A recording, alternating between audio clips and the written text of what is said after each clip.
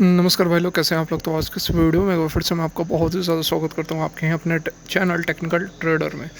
तो आज के इस वीडियो में हम बात करने वाले हैं मार्केट पर जो खतरा मंडरा रहा है। बहुत ही यहाँ पर आपको जानना ज़रूरी है। यदि आप निफ्टी के अंदर, बैंक निफ्टी के अंदर ट्रेड लेते हैं या फिर इंट्राडे वगैरह भी करते हैं, तो आपको जानना बहुत ही ज़्यादा ज़रूरी है। क्यों, समझ जाएंगे। क्योंकि देखिए, ये वीडियो मैं आप लोगों के डिमांड पर ही बना रहा हूँ, क्योंकि कुछ लोग बोल रहे थे कि जो बैंक निफ्टी में आप एनालिसिस करते हैं तो उसको भी थोड़ा सा शेयर करें, तो मैं इस कारण से यह वीडियो आप लोग के लिए लेकर आया हूँ। चलिए शुरू करते। रिक्वेस्ट रही कि कोई भी इन्वेस्टमेंट या ट्रेड से पहले अपने फाइनेंशियल एडवाइजर खुद के एनालिसिस कर ले, क्योंकि ये वीडियो जो है एडुकेशन पर्पस के लिए बनाई जा रही है, कोई भी इन्वेस्टमेंट टिप्स नहीं दी जा रही है। और यदि वीडियो काम की लगे, अच्छी लगे तो कॉमेंट करें, लाइक करें, चैनल को भी सब्सक्राइब करें। तो सबसे पहले देख लीजिए, आज का हमारा जो प्रॉफिट है वो कोई खास नहीं रहा, नॉर्मल सा ही प्रॉफिट रहा। लेकिन उससे भी ज़रूरी है कि यदि आप लॉस नहीं कर रहे हैं, आप लॉस को आप मिनिमाइज़ कर ले रहे हैं। लॉस नहीं करना तो बहुत ही मुश्किल है स्टॉक मार्केट के अंदर। यदि स्पेशली आप यदि बैंक निफ्टी में ऑप्शंस वगैरह में ट्रेड कर रहे हैं तो लॉस ना हो, ऐसा तो बहुत ही मुश्किल है। लेकिन यदि आप लॉस को मिनिमाइज़ कर लेते हैं तो फिर आप डेफिनेटली प्रॉफिटेबल ट्रेडर बन के निकलोगे। तो यहाँ देखिए, आज मैंने 2-3 ट्रेड लिए, लेकिन बहुत ज़्यादा प्रॉफिट बन नहीं पाया, क्योंकि उसमें फिर रिस्क लेना पड़ता। तो मैं ज़्यादा रिस्क लेता नहीं हूँ, जहाँ मैक्सिमम प्रोबेबिलिटी दिखती है उसी तरह का ट्रेड लेता हूँ। तो 900-950 का प्रॉफिट हुआ है। चलिए ठीक है, कुछ नहीं से कुछ अच्छा।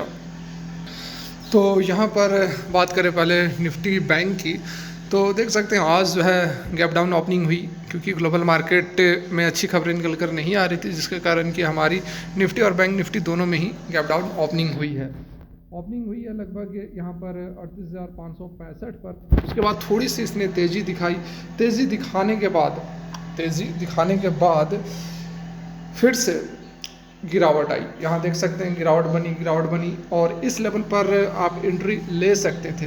अब एंट्री क्यों लोगे?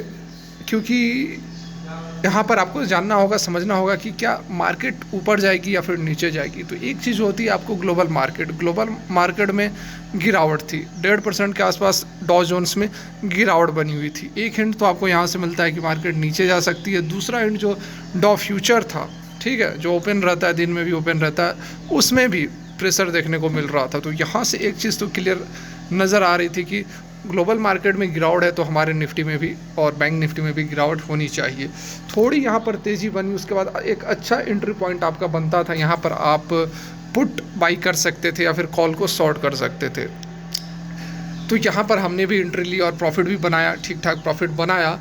लेकिन उसके बाद क्या हुआ, देखिए, उसके बाद यह एक रेंज में ट्रेड करता रहा। एक रेंज के अंदर बिल्कुल ऊपर और नीचे की तरफ देख सकते हैं कि एक रेंज में यह फंस गया, जिसके कारण कि काफ़ी यहाँ पर जो प्रीमियम भी होते हैं उसका भी लॉस हुआ और क्लियरिटी नहीं आ पा रही थी कि मार्केट किस ओर जाएगी। उसके बाद एक ब्रेकआउट हुआ, फिर मार्केट ऊपर की ओर गई और ऊपर की ओर जाकर कहाँ पर आपको, देखिए, एक चीज़ और भी आपको समझना है कि मार्केट तो बियरिश है, लेकिन इसमें तेज़ी बन रही है। तो तेज़ी बन रही है तो यह आपके लिए बहुत अच्छी बात है, क्योंकि आप इसमें पुट बाई कर सकते हो अपने लेवल्स पर। तो लेवल्स कौन से होंगे?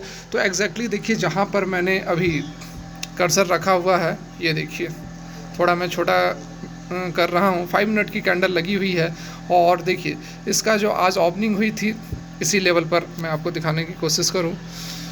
यहाँ से देखें, ओपनिंग यहीं पर हुई थी। उसके बाद मार्केट में गिरावट आई, फिर एक रेंज में यह कंसोलिडेट किया। उसके बाद फिर से तेज़ी आई तो कहाँ पर आकर प्राइस रिजेक्ट हुआ? देखिए, बिल्कुल इसी रेंज में प्राइस रिजेक्ट हुआ जहाँ पर ओपनिंग हुई थी। और उससे पहले भी आप देख सकते हैं कि एक रेसिस्टेंस से पहले भी इसको लेवल पर फेस कर रहा था।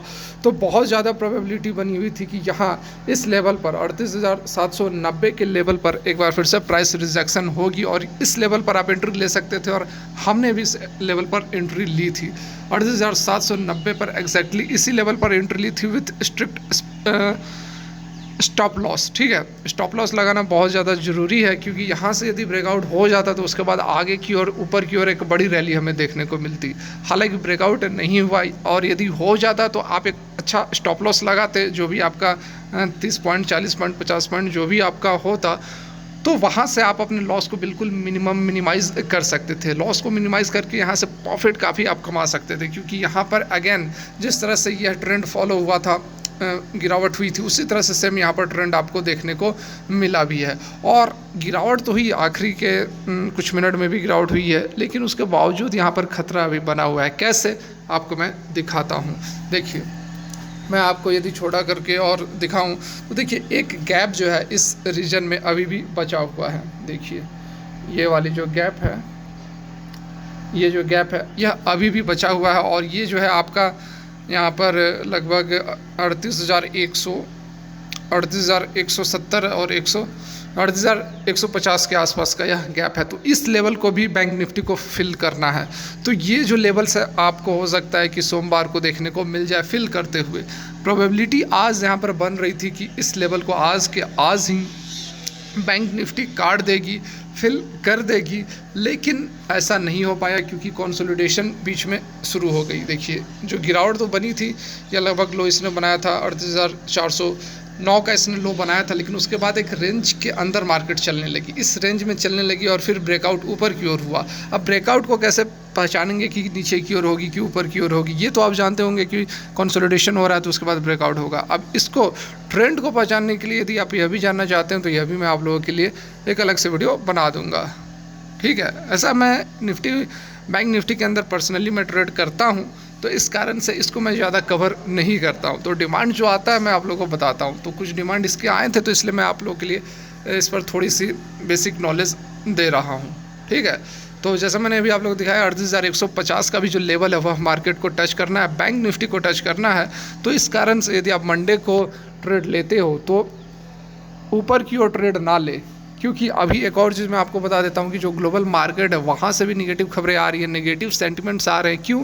क्योंकि जो फेड है वह इंटरेस्ट रेट्स को बढ़ाने का जो बात है वो पहले ही कर चुकी है, और इंटरेस्ट रेट्स को बढ़ाएगी तो उसका निगेटिव इम्पैक्ट आपको स्टॉक मार्केट पर डेफिनेटली पड़ेगा। और वही कारण है कि अभी आपको डॉ जोन्स वगैरह में भी प्रेशर देखने को मिल रहा है। तो आने वाले समय में भी मार्केट के अंदर प्रेशर आपको देखने को मिल सकता है। इसीलिए अगर निफ्टी बैंक निफ्टी में ऑप्शंस वगैरह में ट्रेड करते हो या फिर इंट्राडे वगैरह भी करते हो, क्योंकि निफ्टी और बैंक निफ्टी यदि गिरेगी तो स्टॉक्स बाकी जो स्टॉक्स है उसमें भी आपको गिरावट देखने को मिलेगी, तो कुछ एनालिसिस वहाँ से भी आपको मिल जाएगी। तो यही इसलिए मैं आपको बोल रहा हूँ कि कोई भी ट्रेड लेने से पहले अपना फुल एनालिसिस ज़रूर कर लें। तो फिलहाल की वीडियो यहीं तक अच्छी लगी तो लाइक करें, चैनल सब्सक्राइब करें, बेल आइकन को हिट करें। देखने के लिए बहुत बहुत धन्यवाद।